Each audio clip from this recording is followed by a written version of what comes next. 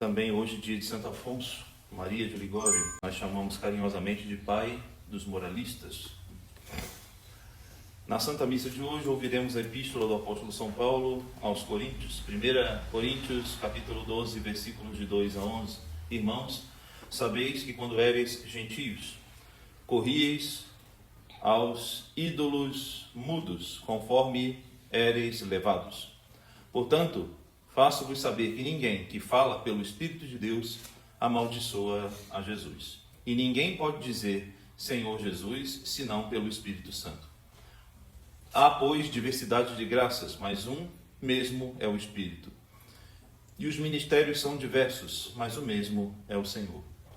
E as operações são diversas, mas o mesmo Deus é que opera tudo em todos. E a cada um é dada a manifestação do Espírito para a utilidade comum. Porque a um é dado pelo Espírito a linguagem da sabedoria, a outro, porém, a linguagem da ciência segundo o mesmo Espírito, a outro a fé pelo mesmo Espírito, a outro o dom das curas pelo mesmo Espírito, a outro o dom de operar milagres, a outro a profecia, a outro o discernimento dos Espíritos, a outro a variedade de línguas, a outro a interpretação das palavras.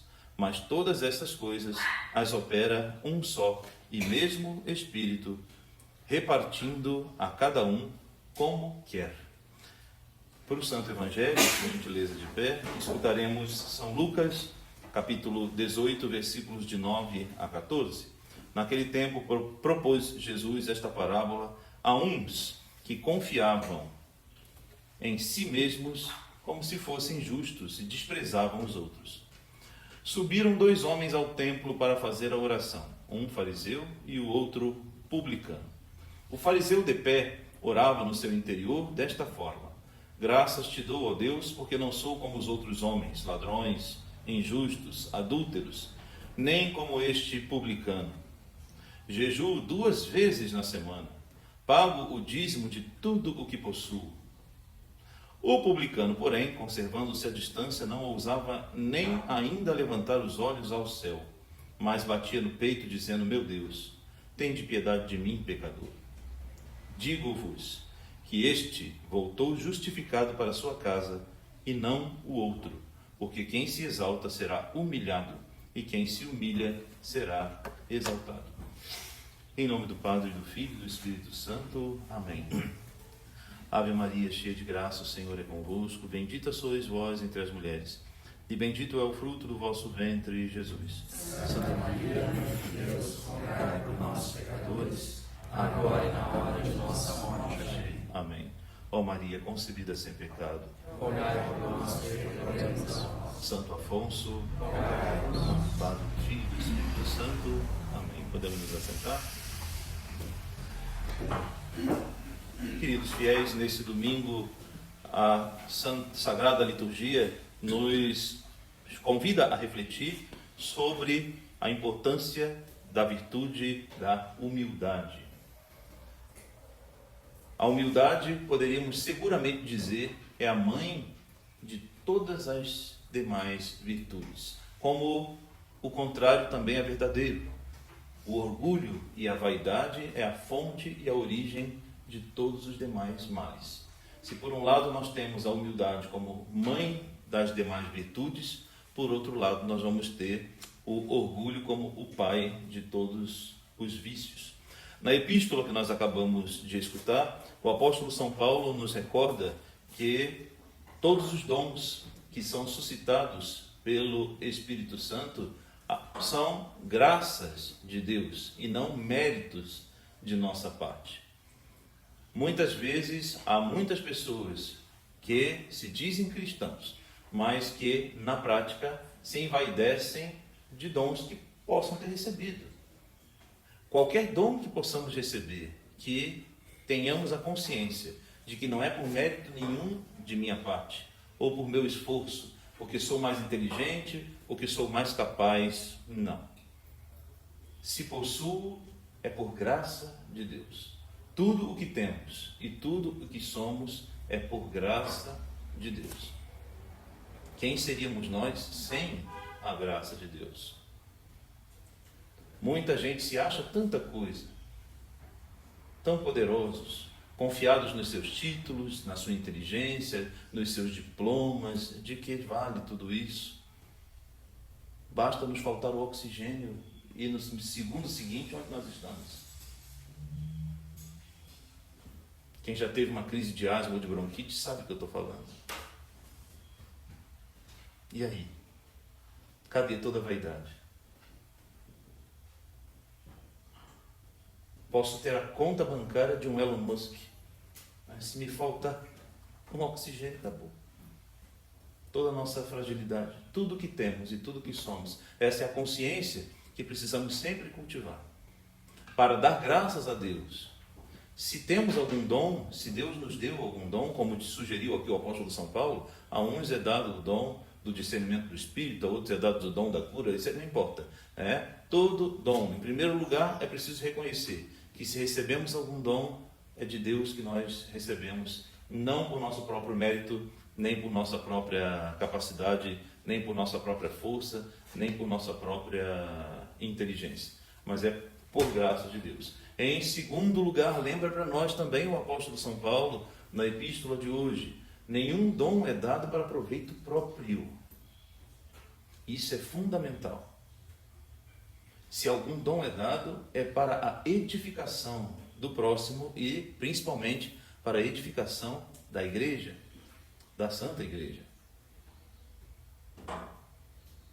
Não é para eu tirar um proveito próprio. Muitas pessoas, infelizmente, até mesmo eclesiásticos, se utilizam da igreja, e isso é muito lamentável. Claro que a gente vê isso com muito mais frequência no modernismo. Utilizam-se da igreja como trampolim para o seu sucesso pessoal, para fazer uma fama pessoal. Mas estão se utilizando da igreja. No final das contas, se lhes retirasse a igreja, quem seriam eles? Quem seriam eles? É tão triste quando a gente vê isso, né? Vem um rapazinho lá de origem humilde, morava numa favela, Dom Rodrigo fala muito isso. Morava numa favela, sem querer desprezar ninguém, mas eu só quero dizer, vem de origem humilde, morava numa favela, não tinha quase praticamente o que comer, não sabe fazer uma concordância em língua portuguesa, aí entra no seminário, ou seja, usa a estrutura da igreja, entra num seminário, recebe uma boa formação, amanhã ordenou padre, já aparece imediatamente com uma Hilux, um Rolex no braço, viajando para a Itália, tendo uma vida que não é dele, que ele nem teria capacidade de ter, se não lhe fosse proporcionado pela igreja. Se utilizando da igreja para promoção pessoal. Depois grava um disco, fica famosinho, ou escreve meia dúzia de livrinho e vai vender na Paulus Livraria uns livros de autoajuda. Aí aparece na TV, faz uma meia dúzia de show, com um bando de gente boboca pagando ainda para poder. Todo dom recebido que seja para a edificação do próximo, para a edificação da Santa Igreja, não para promoção pessoal. Não para promoção pessoal. É claro que todas as vezes que com humildade e com generosidade nos colocamos a serviço da igreja, a serviço do próximo, é claro que Deus é generoso, obviamente. Não precisamos nos preocupar com isso. Não preciso querer reter a minha parte, deixa eu guardar aqui a minha parte. Porque é o que acontece na política hoje, né? É o que acontece em geral na política hoje. Como é que são os nossos políticos? Se empenham para poder conseguir chegar naquele cargo. Para poder fazer o quê? Tirar o máximo proveito daquele carro. Tirar o máximo proveito do carro. Para quê? Para o povo? para a nação, não para si mesmos. Para si mesmos. Deixa eu enriquecer aqui o máximo que eu posso, que é para poder depois, para tirar proveito para si próprios. A maioria deles, mesmo que morressem e ressuscitassem 14 vezes, ainda teriam uma fortuna suficiente para viver umas 14, 18 vidas. Para quê? Para quê? Tirar proveito para si? Não precisa. Não precisa. Quando com toda humildade nos colocamos debaixo das mãos poderosas de Deus, nosso Senhor, e nos colocamos a serviço, em primeiro lugar, de Deus, e claro, a sua igreja, servir a igreja é servir a Deus e ao nosso próximo. Ao fazer isso, acham mesmo que quando nos colocamos a serviço de Deus, Deus não será generoso o suficiente de fazer com que respingue em mim a minha parte? Uma vez um sacerdote velhinho me disse uma frase, nunca mais esqueci o que aquele padre disse para mim. Um padre bem velhinho já. Ele dizia: meu filho, seja sempre generoso com o povo de Deus. Nunca use o seu sacerdócio para benefício pessoal, para ser vaidoso. Eu sou o padre, eu sou o pároco, eu sou o monsenhor, eu sou... Não se utilize disso como uma vaidade pessoal para poder ganhar vantagem. Abram alas, agora eu estou passando. Eu tenho a preferência, vou passar na frente de todo mundo, na fila do refeitório, porque agora eu sou o padre, eu tenho que passar. Não use disso como pretexto para poder ganhar vantagens. Não use disso como pretextos para poder ganhar vantagens. Mas seja sempre generoso no serviço aos fiéis que forem confiados a ti. E tenha certeza, cada vez que você for generoso de coração aos fiéis, pode ter certeza que parte dessa graça, parte da graça que passa por ti como instrumento para chegar aos fiéis, respinga em ti. É revertida a ti. Ele falou: quer ver? Eu vou te dar um exemplo. Ele falou, esse padre falou: vou te dar um exemplo. O senhor já aspergiu água benta no povo? Eu falei: sim, padre, muitas vezes. Pois é. O que acontece quando a gente asperge água benta no povo? Você passa pela igreja com a caldeira e o aspersório e vai jogando água benta em todo mundo. Normalmente, não sei com o senhor, ele falando para mim, mas comigo, todas as vezes que eu passo aspergindo água benta no povo, quando termina a aspersão e que eu volto caminhando em direção ao altar, a manga da minha alva, os meus paramentos estão tudo molhados. Você ali estava com um único propósito: abençoar o povo, mas como você foi generoso ao abençoar os outros, isso respingou. Você voltou, mas não voltou só com um pinguinho, não, voltou encharcado. Abençoou os outros, mas ao mesmo tempo é assim que acontece, ele me dizia. Quando somos generosos para com o próximo, Deus também é generoso, e nos encharca da sua graça. Então todo dom recebido, e assim nos ensina São Paulo, que seja não para o meu proveito pessoal, mas para o bem da igreja, para a gente diz isso na resposta ali do final do ofertório, Suscipiat Dominum sacrificium de manibus tuis, ad laudem et gloriam nomini sui, ad utilitatem quoque nostram totiusque ecclesiae sue sante. Receba o Senhor por tuas mãos este sacrifício, para a glória do vosso santo nome, para o nosso bem e o de toda a Santa Igreja, para o nosso bem e para o bem de toda a Santa Igreja. Quando trabalhamos para o bem da Igreja, pode ter certeza que o nosso bem automaticamente está garantido. No texto do Santo Evangelho que nós acabamos de escutar, nós temos aquela famosa parábola do publicano e do pecador, que mais uma vez vai tratar do mesmo tema, do tema da humildade versus a arrogância. E aqui nós temos o publicano que, de pé, orava a Deus, e na verdade é uma oração que não estava louvando a Deus, era um louvor mais de si próprio do que um louvor a Deus, né? Porque ele dizia: meu Deus, como eu sou bom, né? Olha como eu sou bom, como eu não sou como os outros homens, sou diferente, eu sou melhor, aqui tem qualidade, eu não sou igual aos outros, eu sou melhor, sou melhor, eu rezo mais do que todo mundo, do que a média. A lei manda dar o dízimo de 10%, eu não dou 10%, eu dou 100%, eu dou mais, faço mais do que os outros. Manda jejuar uma vez, jejuo duas, eu faço isso. Então, era só elogios a si próprio.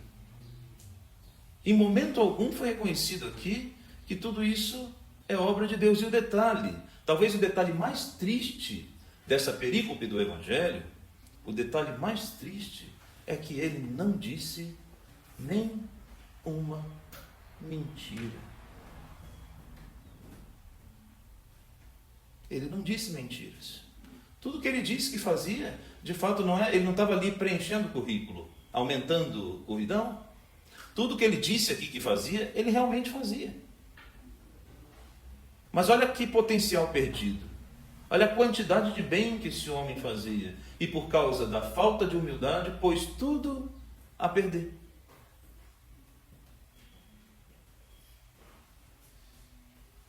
Um monte de ações boas, mas que perderam totalmente o seu efeito e o seu valor, porque não teve humildade.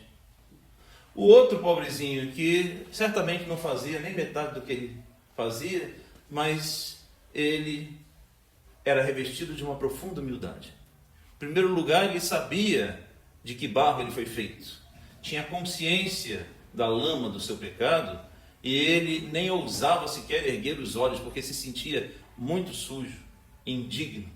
E a única coisa que ele sabia fazer era bater no peito e dizer: meu Deus, tem piedade de mim, eu sou um pecador, tem piedade de mim, eu sou um pecador. E nosso Senhor então lança a sentença, dizendo: em verdade eu vos digo, este último voltou para sua casa justificado, e aquele primeiro não. Por quê? Porque quem se exalta será humilhado, e os que se humilham serão exaltados. Sobre essa última, aqui eu faço o último comentário. O último comentário também que vale a pena a gente levar em consideração. Vejam,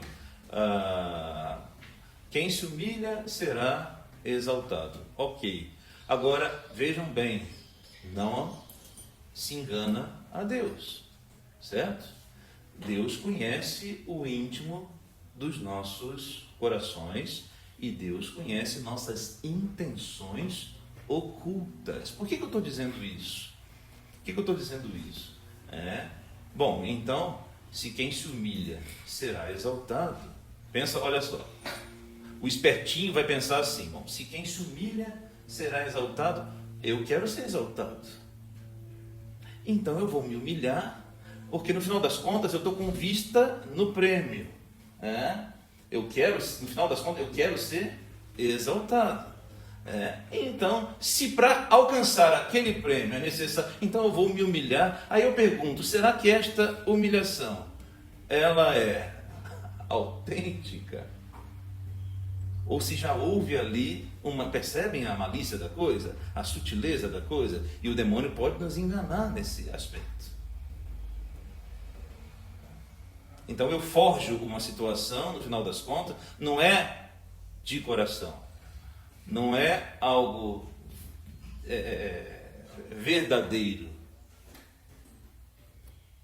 é algo que eu forjei, no final das contas, para poder ganhar ou alcançar aquilo que já desde o início eu desejava. Ou seja, em outras palavras, uma manipulação. Tem uma outra passagem do Santo Evangelho, similar a isto, que nosso Senhor, acho que fica mais claro para nós, que é a passagem do banquete do casamento, onde Nosso Senhor diz, vocês devem lembrar dessa passagem, Nosso Senhor diz assim: quando tu fores convidado para um banquete, não procures ocupar os primeiros lugares, porque pode ser que o dono da festa tenha reservado os primeiros bancos para algumas pessoas que ele considera mais especiais. Mas tu, quando fores convidado, vai e ocupa os últimos lugares, porque para ti será uma honra se o dono da festa for lá atrás e te convidar, venha mais para frente, e tu então serás honrado diante de todos os convidados. Ao passo que se você senta na frente e for convidado a se retirar para o fundo, serás humilhado por todos os convidados. Então acho que isso expressa bem. Aqui, veja bem, uma coisa é eu me sentar no fundo por profunda e real humildade. Outra coisa é eu me sentar no fundo por estratégia. Eu quero sentar na frente. Eu quero ser exaltado. Eu quero ser notado. Então eu me finjo de humilde. Eu sento no fundo, mas já esperando, contando que o dono vai me notar e me trazer para frente. Isso foi humildade? Não foi. Isso não foi. Então, já que nós estamos falando hoje do tema da humildade, vale a pena lembrar, cuidado com a falsa humildade. E a gente viu isso diante dos nossos olhos. Aqui eu não estou levantando falso testemunho, nem estou fazendo julgamento temerário, porque todos nós vimos isso com um senhor chamado Jorge Mário Bergoglio.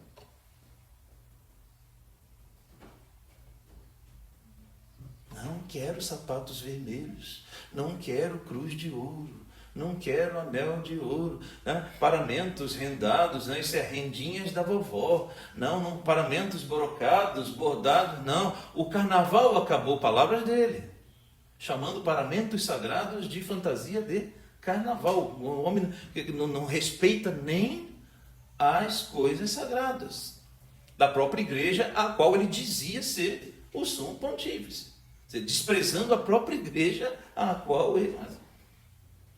cuspindo, desdenhando do passado da própria igreja a qual ele dizia ser o chefe. Que dizia: não quero sentar nessa cadeira, desse trono, prefiro uma cadeira de plástico. Por humildade ou por uma preocupação do que a mídia ia pensar dele, para sair bem na foto, para escrever em matéria sobre o que era isso. Eu quero exatamente isso. Uma humildade forjada e muito bem orquestrada para que no final das contas eu obtenha o resultado que eu quero. Então a preocupação não era verdadeiramente com a virtude da humildade, mas com a autoimagem. Quando me preocupo com isso, a humildade já foi. É uma vaidade, essa é a pior delas. Quando a vaidade veste a máscara de humildade. Para os mais ignorantes vão olhar e vão achar que é humildade, mas não é. É só vaidade disfarçada de... Termino. Já contei essa história aqui para vocês, mas eu acho que... Acho que tem gente nova que ainda não escutou. Nunca vou esquecer, eu ainda estava no seminário. Todos os anos, no seminário, tinha o primeiro dia de aula. Em vez de cada turma ir para a sua sala de aula, ter as suas aulas, como era de costume, normal. Cada um ia ter as aulas de acordo com o seu nível. Então, o primeiro ano de filosofia ia para a sala do primeiro ano de filosofia. O segundo ano de filosofia ia assim sucessivamente. Porém, a primeira aula do ano era chamada aula magna ou aula inaugural.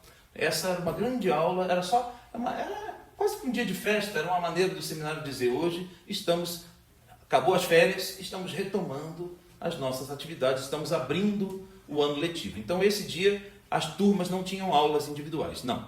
Todas as turmas do seminário, não importa o nível, desde os que estavam principiando até os que já estavam quase terminando a faculdade, todos na PUC iam para a grande... não é o nome? É o auditório. Para o auditório principal. E ali era dada a aula inaugural. Essa aula inaugural, na realidade, era uma sequência. Geralmente eram 3 ou 4 palestrantes diferentes que vinham trazendo temas da filosofia e da teologia, né?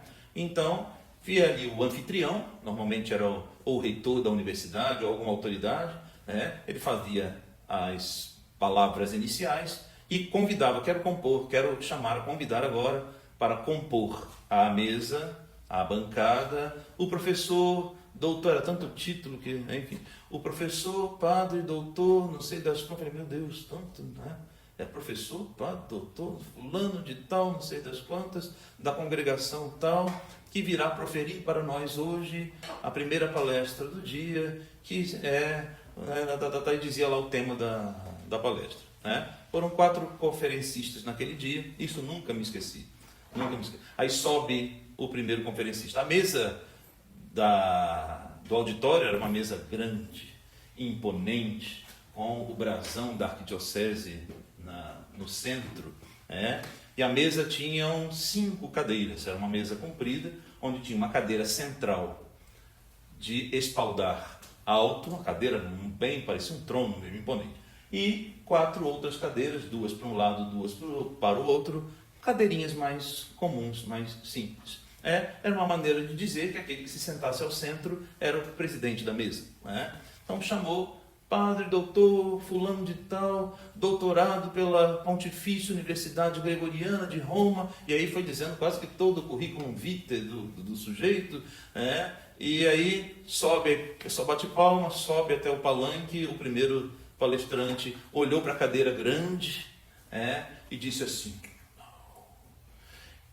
é honra demais para mim, não sou digno de me sentar nesse... Sentou na cadeirinha humilde do lado e proferiu a sua conferência. E assim, chamou o segundo conferencista, que fez a mesma coisa, sentou na cadeirinha do lado. Chamou o terceiro conferencista, deram um intervalo lá, que eles chamavam de coffee break, depois volta do intervalo, terceiro conferencista, e por último, chamaram um monge beneditino, bem velhinho, dificuldade de andar. E o último conferencista do dia, o monge beneditino, Dom fulano de tal, me lembro, aí vem ele, completamente encurvadinho, parecia o Frei Damião, muito encurvado, ele andava assim, por ajudaram ele a subir os degraus, ele sobe, sentou na cadeira central, fez a mais brilhante conferência de todos os outros, botou as outras 3 conferências no chinelo, terminou, obrigado, e desceu. Aquele conferencista foi o único que deu àquela cadeira a importância que ela tinha, ou seja, nenhuma. Foi o único que tratou aquela cadeira, como uma coisa, como um objeto a ser utilizado. Está ali para ser usado. E para ser usado pelo conferencista. E é isto. Os outros que endeusaram muito a cadeira, no final das contas, chamaram mais atenção para si do que nada. O velhinho chegou, ele simplesmente... Essa cadeira era grande, pequena, preta, amarela, azul, vermelha, listrada. Ele simplesmente ignorou esses detalhes. Era apenas uma cadeira. O que importa é o que eu vim fazer aqui. Passar o conteúdo da minha conferência. Acabou. Porque o que aconteceu? O seminarista é um bicho bobo mesmo, né? Jovem, de uma forma geral, é bicho bobo. E jovem seminarista é bicho bobo ao cubo. A gente fica trancado dentro do seminário, fica tudo meio bobo, né? E aí, sabe o que aconteceu? Pergunte aos seminaristas o que o primeiro conferencista falou. Ninguém sabe. O que o segundo conferencista disse? Ninguém sabe. Porque começamos a apostar, tivemos apostas entre nós, né? A gente apostava bombom, apostava um negócio, né? Aposta quanto que o outro também não vai sentar.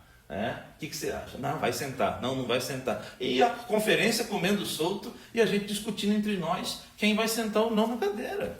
Entendeu? E o conteúdo Ninguém sabe. Ninguém sabe. A única conferência que realmente todos prestaram atenção foi aquela tá aí. Então, cuidado com a falsa humildade. Porque eu posso enganar todos, mas Deus, nosso Senhor, conhece o nosso coração. Que o Sagrado Coração de Jesus, Ele que é manso e humilde de coração, que faça do nosso coração humilde à semelhança do seu divino coração. Louvado seja o nosso Senhor Jesus Cristo, em nome do Pai, do Filho e do Espírito Santo. Amém.